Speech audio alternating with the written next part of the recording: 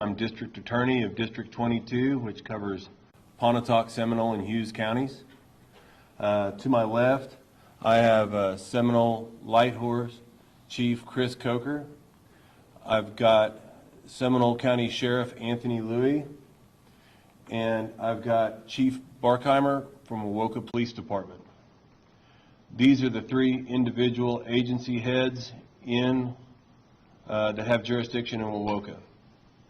And these individuals have been instrumental the last several days in assisting the federal agencies that have been involved in these investigations and my drug task force with these pending investigations and the arrests that we are here to announce today. I have a short statement that I'd like to read. I'm going to be very short on questions that will be answered from the podium for the reason that we have continuing investigations going on, and I don't want to risk either the prosecution of those cases or operational safety for any of the officers that are involved with the boots on the ground investigation. My statement is this. Understandably, there's been much interest by the media and residents alike about the law enforcement response to the violence in Wewoka. The purpose of this press conference is to provide as much information as possible, understanding that this is an ongoing investigation and we cannot discuss certain facts in order to protect operational security. Additionally, the departments primarily involved are not large departments with public information officers or communications departments.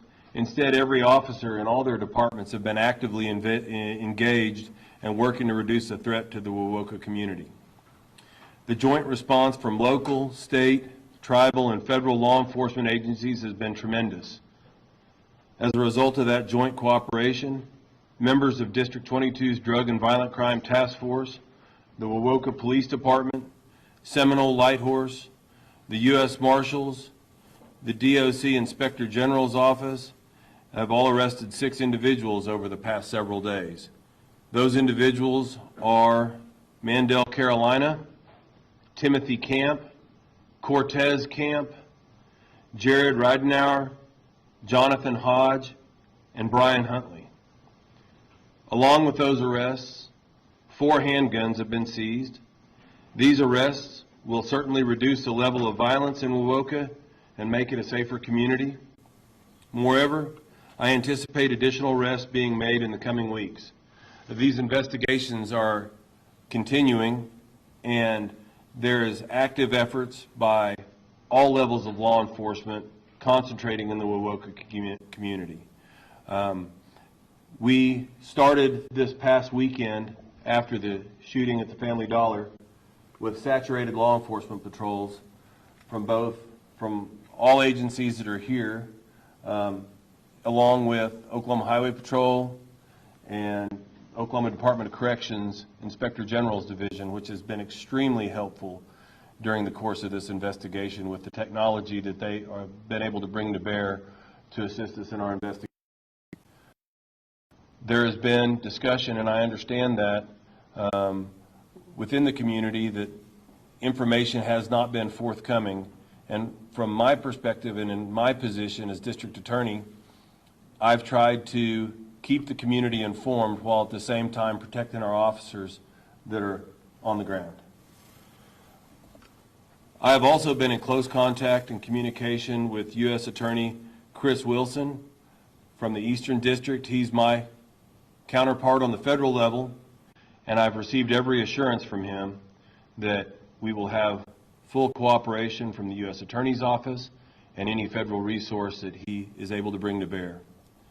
We've also been in close contact with Bureau of Indian Affairs, and they are going to be a large part of our saturation patrols over the next couple of weeks in conjunction with Light Horse, the Sheriff's Department, and Wewoka Police Department. I would like to thank Seminole County Sheriff Louie, Seminole Light Horse Chief Coker, and Wewoka Police Chief Barkheimer, and my unnamed members of my Drug and Violent Crime Task Force for the work that they've done over the last several days to make Woka a safer place. Obviously, given the ongoing nature of these investigations, I'm not privy to answer many questions at this time, but I want the community to understand that we have been extremely vigilant on these issues. We had over a dozen U.S. Marshals assisting us in this investigation from the Fugitive Apprehension Task Force out of Muskogee. They are great and on point. We are getting continuing assistance from the Department of Corrections Inspector General's Division and their agents, which are extremely knowledgeable in many of the facets involved with these investigations. And it's important for my office and for these individuals to have the community know that this is a saturated joint law enforcement response from all levels: federal, state, local, and tribal.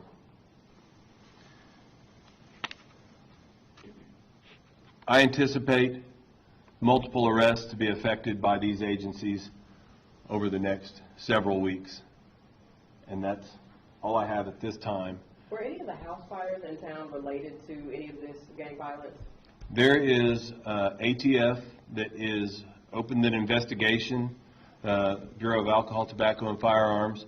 Their agent was in town, their local agent was in town, and I've been in communication with their agent in charge out of the Tulsa office, and that investigation is ongoing. Can you say what these 6 people face, what kind of charges they face? There are multiple gun charges, felons in possession of firearm, conspiracy.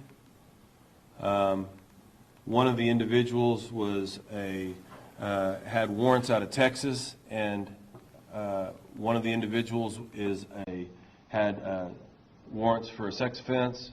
And so we are taking every step possible on our target lists to determine if they have any warrants in other jurisdictions that can assist us in scooping them up and getting them out of our community. And obviously, and I've already made this intention very clear, that those that visit violence on any community that I represent is going to get due process to the fullest extent of the law. And I've received that same assurance from my counterpart on the federal level. Were they all arrested in Wewoka? They were all arrested in Wewoka. Did they all live here? There is a transitory nature to some of these individuals, and this investigation is not confined to the city limits of Wewoka.